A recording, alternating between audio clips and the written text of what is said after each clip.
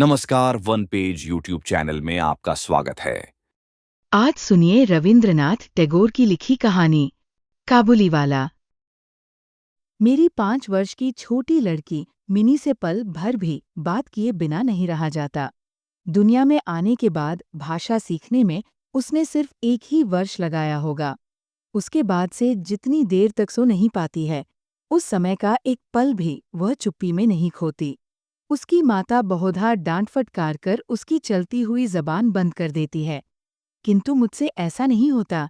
Mini का मौन मुझे ऐसा अस्वाभाविक सा प्रतीत होता है कि मुझसे वो अधिक देर तक सहा नहीं जाता, और यही कारण है कि मेरे साथ उसके भावों का आदान प्रदान कुछ अधिक उत्साह के साथ होता रहता है। सवेरे मैंने अपने उपन्यास के 17वें अध्याय में हाथ लगाया ही था कि इतने में मिनी ने आकर कहना आरंभ कर दिया, बाबूजी। रामदयाल दरबान कल काक को कौआ कहता था। वो कुछ जानता ही नहीं, न बाबूजी। विश्व की भाषाओं की विभिन्नता के विषय में मेरे कुछ बताने से पहले ही उसने दूसरा प्रसंग छेड़ दिया, बाबूजी। भोला कहता था, आकाश मुंह से पानी फेंकता है, इसी से वर्षा होती है। अच्छा बाबूजी, भोला झूठ-मूठ कहता है ना? खाली बकबक किया करता है, दिन रात बकता रहता है। इस विषय में मेरी राय की तनिक भी राह न देख करके चट से धीमे स्वर में एक जटिल प्रश्न कर बैठी, बाबूजी, माँ तुम्हारी कौन लगती है? मन ही मन में मैंने कहा साली, और फिर बोला, मिनी, तू जा, भोला के साथ खेल, मुझे अभी काम है। अच्छा। तब उसने मेरी मेज के पार्श्व में पैरों के पास बैठकर अपने दोनों घुटने और हाथों को हिला हिलाकर बड़ी शीघ्रता से मुंह चलाकर अटकन बटकन दही चटा के कहना आरंभ कर दिया, जबकि मेरे उपन्यास के अध्याय में प्रताप सिंह उस समय कंचनमाला को लेकर रात्रि के प्रगाढ़ अंधकार में बंदी गृह के ऊंचे झरोखे से नीचे कलकल करती हुई सरिता में कूद रहे थे। मेरा घर सड़क के किनारे पर था। सहसा मिनी अपने अटकन बटकन को छोड़कर कमरे की खिड़की के पास दौड़ गई और जोर जोर से चिल्लाने लगी, काबुल वाला, ओ काबुल वाला। मैले कुचैले ढीले कपड़े पहने, सिर पर कुल्ला रखे, उस पर साफा बांधे कंधे पर सूखे फलों की मैली झोली लटकाए, हाथ में चमन के अंगूरों की कुछ पिटारियां लिए, एक लंबा गड़ासा काबुली मंद चाल से सड़क पर जा रहा था। उसे देखकर मेरी छोटी बेटी के हृदय में कैसे भाव उदय हुए वह बताना असंभव है। उसने जोरों से पुकारना शुरू किया। मैंने सोचा, अभी झोली कंधे पर डाले, सर पर एक मुसीबत आ खड़ी होगी और मेरा 17वां अध्याय आज अधूरा रह जाएगा। किंतु मिनी के चिल्लाने पर ज्यों ही काबुली ने हंसते हुए उसकी ओर मुंह फेरा और घर की ओर बढ़ने लगा, त्यों ही मिनी भय खाकर भीतर भाग गई। फिर उसका पता ही नहीं लगा कि कहाँ छिप गई। उसके छोटे से मन में वह अंधविश्वास बैठ गया था कि उस मैली कुचैली झोली के अंदर ढूंढने पर उस जैसी और भी जीती जागती बच्ची निकल सकती है। इधर काबुली ने आकर मुस्कराते हुए मुझे हाथ उठाकर अभिवादन किया और खड़ा हो गया। मैंने सोचा, वास्तव में प्रताप सिंह और कंचनमाला की दशा अत्यंत संकटापन्न है, फिर भी घर में बुलाकर इससे कुछ न खरीदना अच्छा न होगा। कुछ सौदा खरीदा गया। उसके बाद मैं उससे इधर-उधर की बातें करने लगा। रहमत, रूस, अंग्रेज, सीमांत रक्षा के बारे में गपशप होने लगी। अंत में उठकर जाते हुए उसने अपनी मिलीजुली भाषा में पूछा, बाबूजी, आपकी बच्ची कहाँ गई? मैंने मिनी के मन से व्यर्थ का भय दूर करने के अभिप्राय से उसे भीतर से बुलवा लिया। वह मुझसे बिल्कुल लगकर काबुली के मुख और झोली की ओर संदेहात्मक दृष्टि डालती हुई खड़ी रही। काबुली ने झोली में से किसमिस और खुबानी निकालकर देनी चाही, पर उसने न ली और दुगने संदेह के साथ मेरे घुटनों से लिपट गई। उसका पहला परिचय इस प्रकार हुआ। इस घटना के कुछ दिन बाद एक दिन सवेरे मैं किसी आवश्यक कार्यवश बाहर जा रहा था। देखूं तो मेरी बिटिया दरवाजे के पास बेंच पर बैठी हुई काबुली से हंस-हंस कर बातें कर रही है और काबुली उसके पैरों के समीप बैठा-बैठा मुस्कराता हुआ उन्हें ध्यान से सुन रहा है और बीच-बीच में अपनी राय मिलीजुली भाषा में व्यक्त करता जाता है। मिनी को अपने 5 वर्ष के जीवन में बाबूजी के सिवा ऐसा धैर्य वाला श्रोता शायद ही कभी मिला हो। देखा तो उसका फिराक का अग्रभाग बादाम किस्मिस से भरा हुआ है। मैंने काबुली से कहा, इसे ये सब क्यों दे दिया? अब कभी मत देना, कहकर कुर्ते की जेब में से एक अठन्नी निकालकर उसे दी। उसने बिना किसी हिचक के अठन्नी लेकर अपनी झोली में रख ली। कुछ देर बाद घर लौटकर देखता हूँ तो उस अठन्नी ने बड़ा भारी उपद्रव खड़ा कर दिया है। मिनी की माँ एक सफ़ेद चमकीला गोलाकार पदार्थ हाथ में लिए डांटट पटकर मिनी से पूछ रही थी, तूने ये अठन्नी पाई कहाँ से? बता। मिनी ने कहा, काबुल वाले ने दी है। काबुल वाले से तूने अठन्नी ली कैसे? बता। मिनी ने रोने का उपक्रम करते हुए कहा, मैंने मांगी नहीं थी, उसने आप ही दी है। मैंने जाकर मिनी की उस अकस्मात मुसीबत से रक्षा की और उसे बाहर ले आया। मालूम हुआ कि काबुली के साथ मिनी की ये दूसरी ही भेंट थी। सो बात नहीं, इस दौरान में वह रोज आता रहा है और पिस्ता बादाम की रिश्वत दे देकर मिनी के छोटे से हृदय पर बहुत अधिकार कर लिया है। देखा कि इस नई मित्रता में बंधी हुई बातें और हंसी ही प्रचलित है। जैसे मेरी बिटिया रहमत को देखते ही हंसती हुई पूछती, काबुल वाला और काबुल वाला, तुम्हारी झोली के भीतर क्या है? काबुली, जिसका नाम रहमत था, एक अनावश्यक चंद्रबिंदु जोड़कर मुस्कराता हुआ उत्तर देता, हाँ बिटिया, उसके परिहास का रहस्य क्या है, ये तो नहीं कहा जा सकता। फिर भी इन नए मित्रों को इससे तनिक विशेष खेलसा प्रतीत होता है, और जाड़े के प्रभात में एक सयाने और एक बच्ची की सरल हंसी सुनकर मुझे भी बड़ा अच्छा लगता।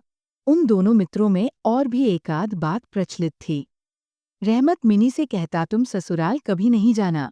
अच्छा, हमारे देश की लड़कियां जन्म से ही ससुराल शब्द से परिचित रहती है, किंतु हम लोग तनिक कुछ नई रोशनी के होने के कारण तनिक सी बच्ची को ससुराल के विषय में विशेष ज्ञानी नहीं बना सके थे। अत रहमत का अनुरोध वह स्पष्ट रूप से नहीं समझ पाती थी। इस पर भी किसी बात का उत्तर दिए बिना चुप रहना उसके स्वभाव के बिल्कुल ही विरुद्ध था। उल्टे वह रहमत से ही पूछती, तुम ससुराल जाओगे? रहमत काल्पनिक श्वसुर के लिए अपना जबरदस्त घूंसा तानकर कहता, हम ससुर को मारेगा। सुनकर मिनी ससुर नामक किसी अनजाने जीव की दुरावस्था की कल्पना करके खूब हंसती। देखते देखते जाड़े की सुहावनी ऋतु आ गई। पूर्व युग में इसी समय राजा लोग दिग्विजय के लिए कूच करते थे। मैं कलकत्ता छोड़कर कभी कहीं नहीं गया, शायद इसीलिए मेरा मन ब्रह्मांड में घूमा करता है, यानी मैं अपने घर में ही चिर प्रवासी हूँ। बाहरी ब्रह्मांड के लिए मेरा मन सर्वदा आतुर रहता है। किसी विदेश का नाम आगे आते ही मेरा मन वहीं की उड़ान लगाने लगता है। इसी प्रकार किसी विदेशी को देखते ही तत्काल मेरा मन सरिता पर्वत बीहड़ वन के बीच में एक कुटीर का दृश्य देखने लगता है और एक उल्लासपूर्ण स्वतंत्र जीवन यात्रा की बात कल्पना में जाग उठती है। इधर देखा तो मैं ऐसी प्रकृति का प्राणी हूँ जिसका अपना घर छोड़कर बाहर निकलने में सिर कटता है। यही कारण है कि सवेरे के समय अपने छोटे से कमरे में मेज के सामने बैठकर उस काबुली से गपशप लड़ाकर बहुत कुछ भ्रमण का काम निकाल लिया करता हूँ। मेरे सामने काबुल का पूरा चित्र खिंच जाता। दोनों ओर ऊबड़ खाबड़ लाल लाल ऊंचे दुर्गम पर्वत हैं और रेगिस्तानी मार्ग, उन पर लदे हुए ऊंटों की कतार जा रही है। ऊंचे ऊंचे साफे बांधे हुए सौदागर और यात्री कुछ ऊंट की सवारी पर हैं तो कुछ पैदल ही जा रहे हैं। किन्हीं के हाथों में बर्छा है तो कोई बाबा आदम के जमाने की पुरानी बंदूक थामे हुए है। बादलों की भयानक गर्जन के स्वर में काबुली लोग अपने मिलीजुली भाषा में अपने देश की बातें कर रहे हैं। मिनी की माँ बड़ी वहमी तबीयत की है। राह में किसी प्रकार का शोरगुल हुआ नहीं कि उसने समझ लिया कि संसार भर के सारे मस्त शराबी हमारे ही घर की ओर दौड़े आ रहे हैं। उसके विचारों में ये दुनिया इस छोर से उस छोर तक चोरट कैद, मस्त, शराबी, सांप, बाघ, रोगों, मलेरिया, तिलचट्टे और अंग्रेजों से भरी पड़ी है। इतने दिन हुए इस दुनिया में रहते हुए भी उसके मन का ये रोग दूर नहीं हुआ। रहमत काबुली की ओर से भी वो पूरी तरह निश्चिंत नहीं थी। उस पर विशेष नज़र रखने के लिए मुझसे बार बार अनुरोध करती रहती। जब मैं उसके शक को परिहास के आवरण से ढकना चाहता तो मुझसे एक साथ कई प्रश्न पूछ बैठती। क्या कभी किसी का लड़का नहीं चुराया गया? क्या काबुल में गुलाम नहीं बिकते? क्या एक लंबे गिड़े काबुली के लिए एक छोटे बच्चे का उठा ले जाना असंभव है? इत्यादि। मुझे मानना पड़ता कि ये बात नितांत असंभव हो, सो बात नहीं पर भरोसे के काबिल नहीं। भरोसा करने की शक्ति सब में समान नहीं होती। अत मिनी की माँ के मन में भय ही रह गया, लेकिन केवल इसीलिए बिना किसी दोष के रहमत को अपने घर में आने से मना न कर सका। हर वर्ष रहमत माघ मास में लगभग अपने देश लौट जाता है। इस समय वह अपने व्यापारियों से रुपया पैसा वसूल करने में तल्लीन रहता है। उसे घर घर, दुकान दुकान घूमना पड़ता है, लेकिन फिर भी मिनी से उसकी भेंट एक बार अवश्य हो जाती है। देखने में तो ऐसा प्रतीत होता है कि दोनों के मध्य किसी षड्यंत्र का श्रीगणेश हो रहा है। जिस दिन वह सवेरे नहीं आ पाता, उस दिन देखूं तो वो संध्या को हाजिर है। अंधेरे में घर के कोने में उस ढीले ढाले जामा पाजामा पहने झोली वाले लंबे गिड़े आदमी को देखकर सचमुच ही मन में अचानक भय सा पैदा हो जाता है। लेकिन जब देखता हूँ कि मिनी ओ काबुल वाला पुकारती हुई हंसती हंसती दौड़ी आती है और दो भिन्न भिन्न आयु के असम मित्रों में वही पुराना हास परिहास चलने लगता है, तब मेरा सारा हृदय खुशी से नाच उठता है। एक दिन सवेरे मैं अपने छोटे कमरे में बैठा हुआ नई पुस्तक के प्रूफ देख रहा था। जाड़ा विदा होने से पूर्व आज 2-3 दिन खूब जोरों से अपना प्रकोप दिखा रहा है। जिधर देखो उधर उस जाड़े की ही चर्चा है। ऐसे जाड़े पाले में खिड़की में से सवेरे की धूप मेज के नीचे मेरे पैरों पर आ पड़ी। उसकी गर्मी मुझे अच्छी प्रतीत होने लगी। लगभग 8 बजे का समय होगा। सिर से मफलर लपेटे उषाचरण सवेरे की सैर करके घर की ओर लौट रहे थे। ठीक इस समय राह में एक बड़े जोर का शोर सुनाई दिया। देखूं तो अपने उस रहमत को 2 सिपाही बांधे लिए जा रहे हैं। उनके पीछे बहुत से तमाशाही बच्चों का झुंड चला आ रहा है। रहमत के ढीले ढाले कुर्ते पर खून के दाग हैं और एक सिपाही के हाथ में खून से लथपथ छुरा। मैंने द्वार से बाहर निकलकर सिपाही को रोक लिया। पूछा, क्या बात है? कुछ सिपाही से और कुछ रहमत से सुना कि हमारे एक पड़ोसी ने रहमत से रामपुरी चादर खरीदी थी। उसके कुछ रुपए उसकी ओर बाकी थे, जिन्हें देने से उसने साफ इनकार कर दिया। बस इसी पर दोनों में बात बढ़ गई और रहमत ने छुरा निकालकर घूम दिया। रहमत उस झूठे बेईमान आदमी के लिए भिन्न भिन्न प्रकार के अपशब्द सुना रहा था। इतने में काबुल वाला, ओ काबुल वाला, पुकारती हुई मिनी घर से निकल आई। रहमत का चेहरा क्षण भर में कौतुक हास्य से चमक उठा। उसके कंधे पर आज झोली नहीं थी। अत झोली के बारे में दोनों मित्रों की अभ्यस्त आलोचना न चल सकी। मिनी ने आते के साथ ही उसने पूछा, तुम ससुराल जाओगे? रहमत ने प्रफुल्लित मन से कहा, वहीं तो जा रहा हूँ। रहमत ताड़ गया कि उसका ये जवाब मिनी के चेहरे पर हंसी न ला सकेगा और तब उसने हाथ दिखाकर कहा, ससुर को मारता, पर क्या करूं? हाथ बंधे हुए हैं। छुरा चलाने के जुर्म में रहमत को कई वर्ष का कारावास मिला। रहमत का ध्यान धीरे धीरे मन से बिल्कुल उतर गया। हम लोग अब अपने घर में बैठकर सदा के अभ्यस्त होने के कारण नित्य के कामधंधों में उलझे हुए दिन बिता रहे थे। तभी एक स्वाधीन पर्वतों पर घूमने वाला इंसान कारागार की प्राचीरों के अंदर कैसे वर्ष पर वर्ष काट रहा होगा, ये बात हमारे मन में कभी उठी ही नहीं।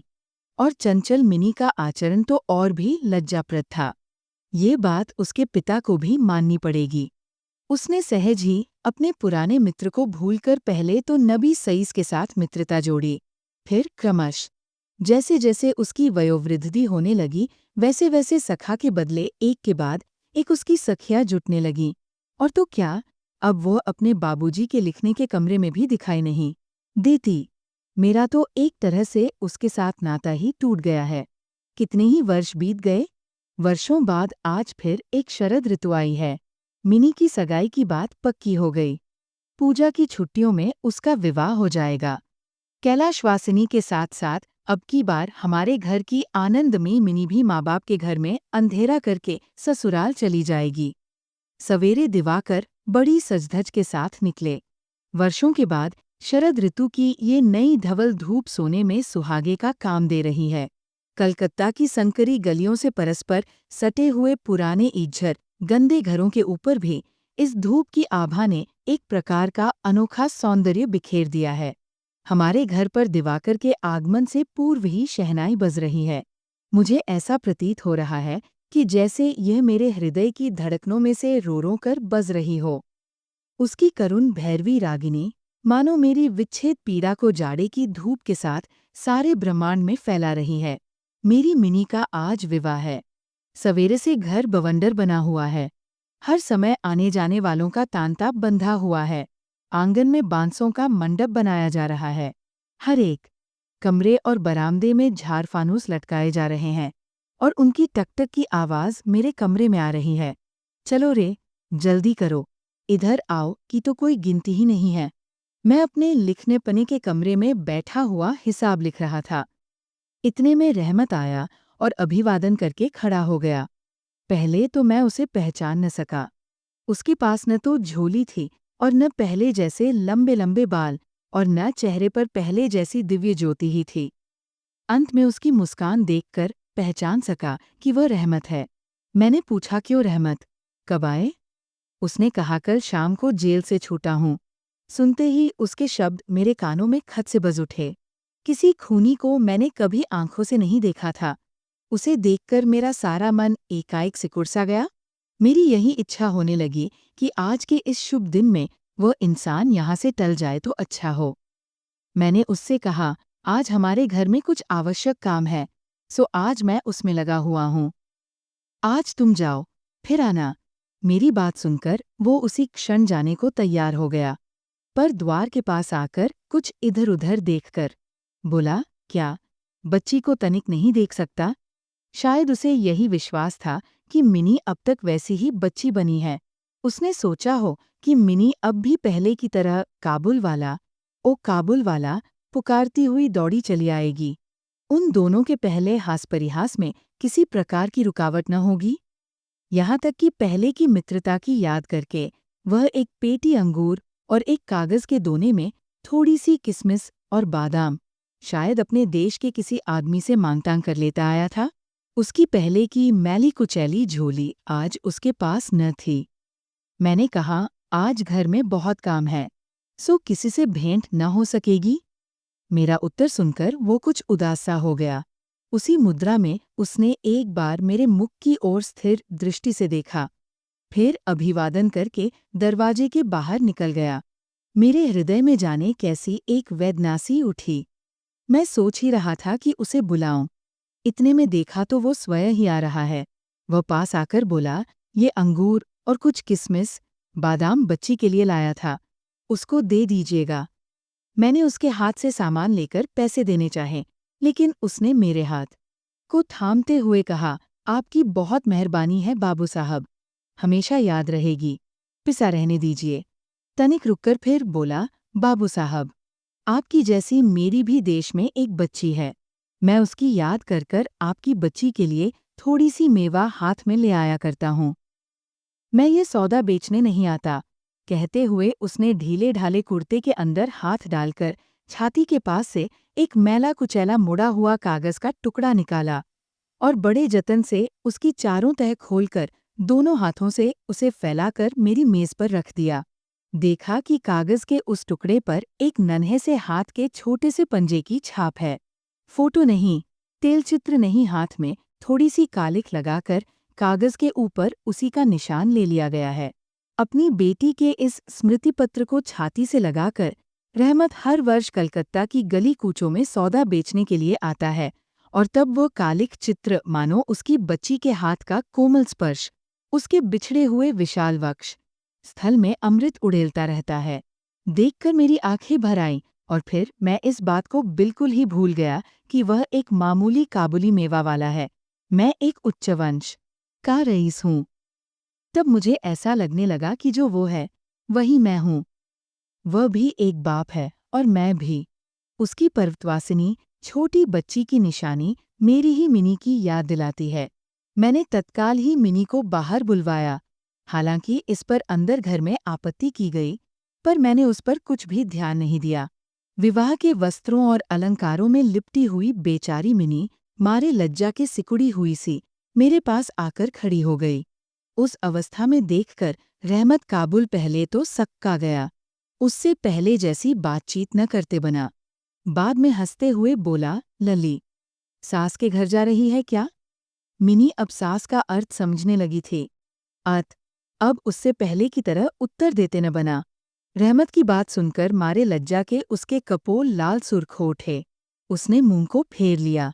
मुझे उस दिन की याद आई जबकि रहमत के साथ मिनी का प्रथम परिचय हुआ था। मन में एक पीड़ा की लहर दौड़ गई। मिनी के चले जाने के बाद एक गहरी सांस लेकर रहमत फर्श पर बैठ गया। शायद उसकी समझ में ये बात एकाएक साफ हो गई कि उसकी बेटी भी इतने दिनों में बड़ी हो गई होगी और उसके साथ भी उसे अब फिर से नई जान पहचान करनी पड़ेगी। संभवत वो उसे पहले जैसी नहीं पाएगा। इन 8 वर्षों में उसका क्या हुआ होगा, कौन जाने। सवेरे के समय शरद की स्निग्ध सूर्य किरणों में शहनाई बजने लगी और रहमत कलकत्ता की एक गली के भीतर बैठा हुआ अफगानिस्तान के मेरू पर्वत का दृश्य देखने लगा। मैंने एक नोट निकालकर उसके हाथ में दिया और कहा, रहमत, तुम देश चले जाओ, अपनी लड़की के पास। तुम दोनों के मिलन सुख से मेरी मिनी सुख पाएगी। रहमत को रुपए देने के बाद विवाह के हिसाब में से मुझे उत्सव समारोह के 2-1 अंक छांटकर काट देने पड़े। जैसी मन में थी वैसी रोशनी नहीं करा सका। अंग्रेजी बाजा भी नहीं आया। घर में औरतें बड़ी बिगड़ने लगीं। सब कुछ हुआ। फिर भी मेरा विचार है कि आज एक अपूर्व ज्योत्सना से हमारा शुभ समारोह उज्ज्वल हो उठा। अगर आपको यह कहानी पसंद आई तो सब्सक्राइब करें और बेल आइकन दबाएं। अपने सुझाव कमेंट बॉक्स में बताएं। अगली कहानी तक शब्दों की दुनिया में डूबे रहे। धन्यवाद।